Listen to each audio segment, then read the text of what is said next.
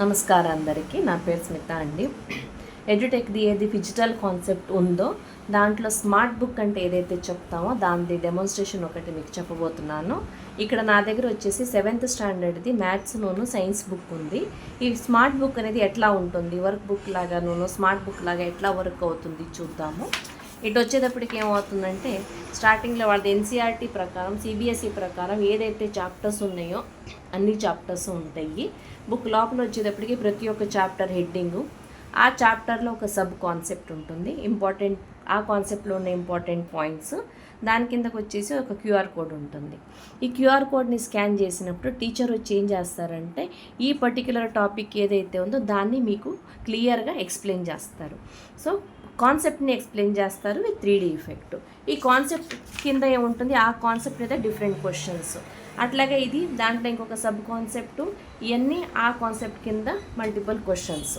అట్లాగే ఇది ఇంకొక కాన్సెప్ట్, దాని కింద దానికి సంబంధించింది క్వశ్చన్స్. ఇట్లా ప్రతి ఒక్క చాప్టర్కి కాన్సెప్ట్ను దాని కింద మల్టిపుల్ క్వశ్చన్స్ అనేది ఇస్తాము. అట్లాగే ఆబ్జెక్టివ్ క్వశ్చన్స్ కూడా ఉంటాయి. అట్లా కాకుండా పిల్లలకి ఈచ్ చాప్టర్ ఎండ్లో ఇంకొక క్యూఆర్ కోడ్ ఉంటుంది, అసెస్మెంట్ క్యూఆర్ కోడ్ అని చెప్తాము. అది స్కాన్ చేసినప్పుడు పిల్లలకి ఒక టెస్ట్ అనేది ఓపెన్ అవుతుంది. ఇట్లాగే ప్రతి ఒక్క చాప్టర్కి ఏమవుతుందంటే డిఫరెంట్ ఇది మనకి కంటిన్యూ అవుతూ వెళ్తుంది.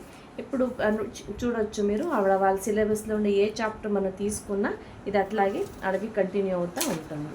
ఇప్పుడు ఏం చేస్తామంటే మనం ఏదైనా ఒక టాపిక్ది ఒక వీడియో చూడాలి, ఇది ఎట్లా వర్క్ అవుతుంది, స్మార్ట్ బుక్ అప్లికేషన్ చూడాలి అంటే మీ మొబైల్లో మీరు ఆన్లైన్ యాప్ అనేది ఇన్స్టాల్ చేసుకొని ఉంటారు.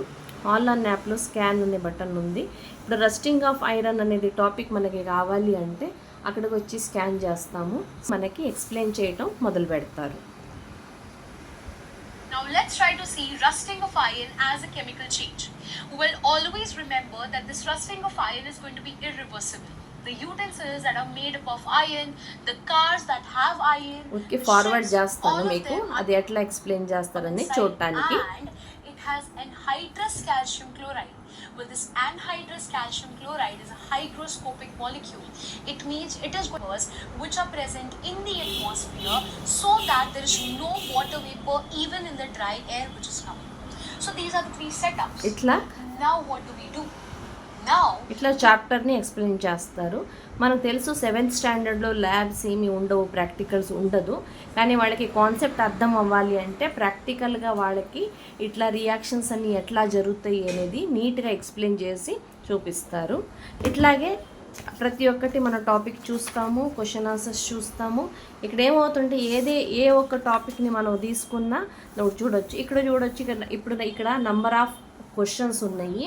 ఏదైనా ఒక క్వశ్చన్కి మనకు ఆన్సర్ ఎట్లా రాయాలి అని తెలియాలి అనుకున్నప్పుడు మళ్ళీ ఏం చేస్తామంటే యాప్ ద్వారా వచ్చి ఈ క్యూఆర్ కోడ్ ఏదైతే ఉందో దాన్ని స్కాన్ చేస్తాము. ఈ క్వశ్చన్కి ఆన్సర్ ఎట్లా రాయాలి అనే దానికి అప్పుడు టీచర్ వచ్చి మళ్ళీ ప్రాక్టికల్ ఎగ్జామ్తో దాని ఆన్సర్ ఎట్లా రాయాలి అనేది ఎక్స్ప్లెయిన్ చేస్తారు. Now what we are going to do is we are going to heat this water. So when we start heating this water, we know that water on heating expands. Now this hot water will actually heat the air inside the boiling tube, due to which the air also becomes hot and starts expanding and becomes light. Now since it becomes light, it will actually travel in the upward direction, thereby inflating the balloon. Let's write the answer now. So when the boiling tube is placed in hot water, the air present in the boiling tube gets heated, expands, and after this we are going to place this boiling tube in cold water, that is ice cold water. So we'll put ice. Now what happens is, that is what we are writing right now. When the same boiling tube ఇట్లా చూసారు.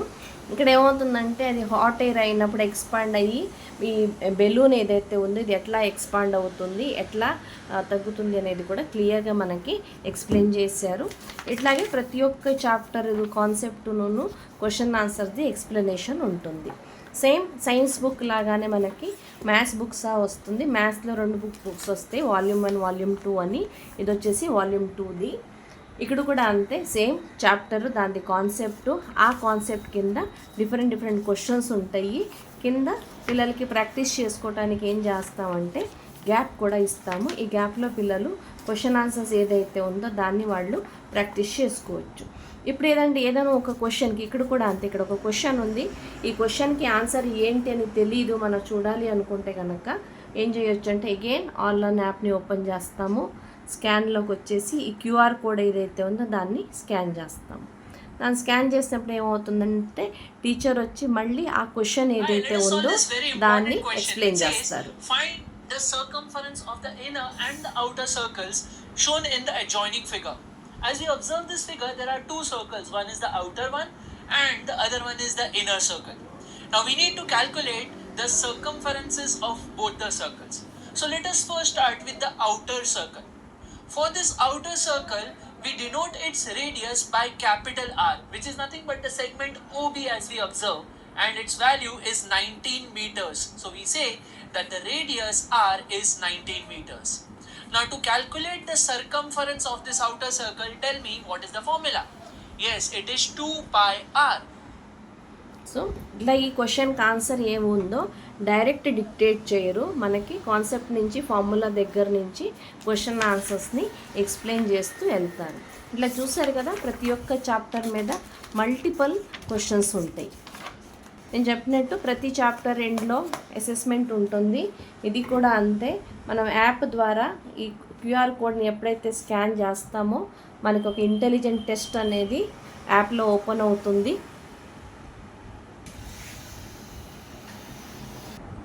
ఇట్లా app open అవుతుంది. Start assessment అన్నప్పుడు multiple questions వస్తూ ఉంటాయి. దానికి మనం answer రాసి నెక్స్ట్ అని చెప్తే అన్ని ఆన్సర్స్ని ఆన్సర్ చేసుకుంటూ వెళ్ళొచ్చు. ఇట్లా పిల్లలు వాళ్ళని ప్రతి ఒక్క చాప్టర్ మీద వాళ్ళు అసెస్మెంట్ అనేది చేసుకోవచ్చు.